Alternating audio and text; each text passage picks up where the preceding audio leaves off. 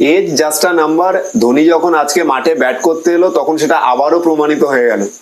42 বছরের একটা মানুষ যেটা খেলছে, যখন ক্রিকেট খেলছে তখন মনে হচ্ছে যেন 22-23 বছরের কোনো ছেলে খেলছে। কারেন্ট যারা প্লেয়ার কারেন্ট ফর্মে তারা খেলছে।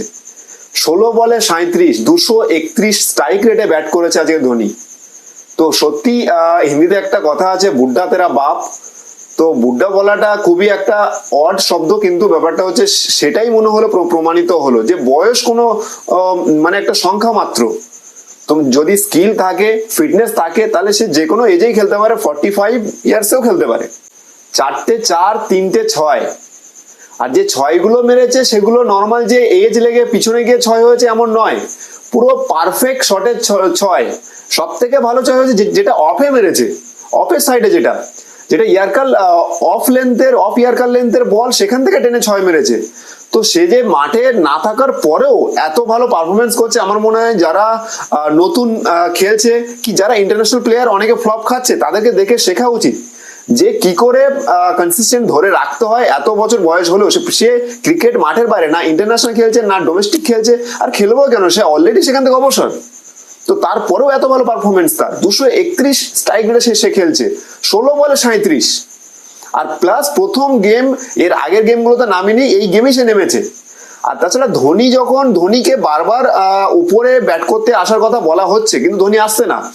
একটাই কারণ, যখন বেশি রান খুব কম বলে বাকি থাকে তখন বোলিংরাও একটু প্রেসারে থাকে।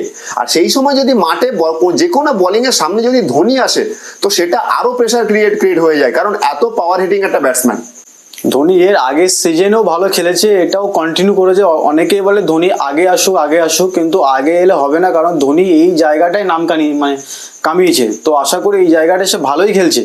কিন্তু চেন্নাইয়ের আজকে মূল হারার কারণ আমার যেটা মনে হয়, ওরা কোথাও না কোথাও একটু স্লো খেলে দিয়েছে পাওয়ার প্লেতে যদি একটু বেটার খেলতো রচিন রবীন্দ্রা, খালিল আহমেদ খুব ভালো ফার্স্ট ওভার করেছে, সেকেন্ড ওভার করেছে, প্লাস আমাদের ঋতুরাজ গায়কোয়াড় ক্যাপ্টেন্সি প্রেসারে হয়তো একটু স্ট্রাইক রেট কমে যাচ্ছে। রচিন রবীন্দ্র আজকে ফ্লুয়েন্ট খেলতে পারলো না, ড্যারেল মিচেলকে আগে পাঠালো।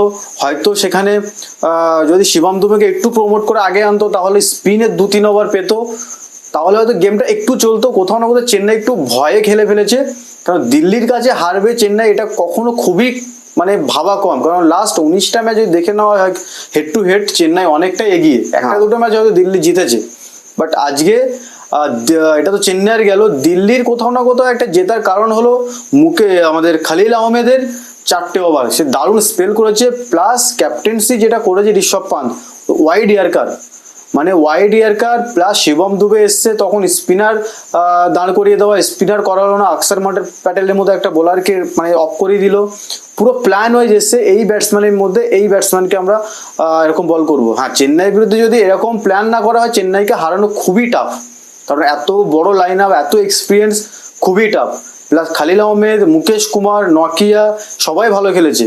আরেকটা জিনিস আজকে দেখে ভালো লাগলো, ডেভিড ওয়ার্নার তো রান করে, আর একটা ঋষভ পান্ত সে ব্যাটিংয়ে একটু ফর্মে এসছে, কারণ এই যে রানটা 1+70 প্লাস হয়েছে, 90 প্লাস গিয়ে দাঁড়িয়েছে, রানটা ঋষভ পান্তের জন্যই গিয়ে দাঁড়িয়েছে, কারণ ঋষভ পান্ত যেহেতু ফিনিশ করেছে, এটা খুবই ভালো।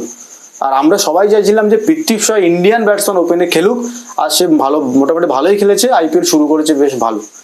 এর আগে যখন দিল্লির প্লেইং 11 নিয়ে কথা উঠেছিল, তখন বারবার বলা হয়েছিল যে বেঞ্চে কিন্তু আছে সৌরভ গাঙ্গুলি আর রিকি পন্টিং, যারা খুবই দুটো এক্সপিরিয়েন্স দুটো মানুষ, যাদের কাছ থেকে অন্তত যারা যে ভুল করছে তারা ভুল থেকেই শেখে। তো আজকে যে প্লেইং 11 দেখছি, সেখানে খুবই ভালো প্লেইং 11। এই প্লেইং 11 আর কোনো ভুল বলে মনে হচ্ছে না কিছু।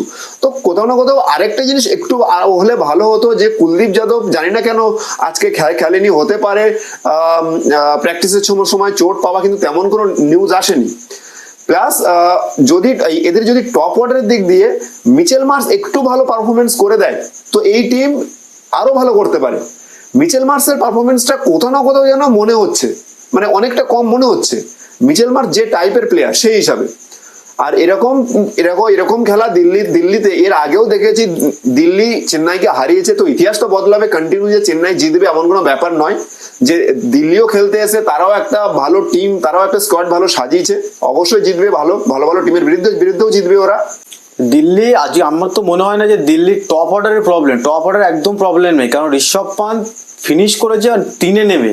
প্রবলেম হচ্ছে মেন ফিনিশার, আর কুলদীপ যাদব খেলেনি কারণ মনে হচ্ছে শিবম দুবে বা আমাদের ড্যারিল মিচেল স্পিন ভালো খেলে, ওই জন্য স্পিন একটা নিয়েছে অক্ষর প্যাটেলকে।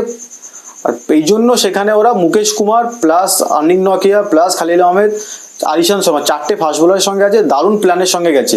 আমার মতে ফিনিশ ঋষভ পান্ত বারবার ফিনিশ করবে না, হয়তো আজ কানেক্ট হয়ে গেছে, থেকে গেছে অনেকক্ষণ, বারবার কানেক্ট করবে না কিন্তু। সেই জন্য বলছি ট্রিস্টান স্টাফ যে প্লেয়ারটা আছে ওকে ভালো খেলতেই হবে, কারণ স্টাফ যদি না খেলে ফিনিশে ভুগবেই।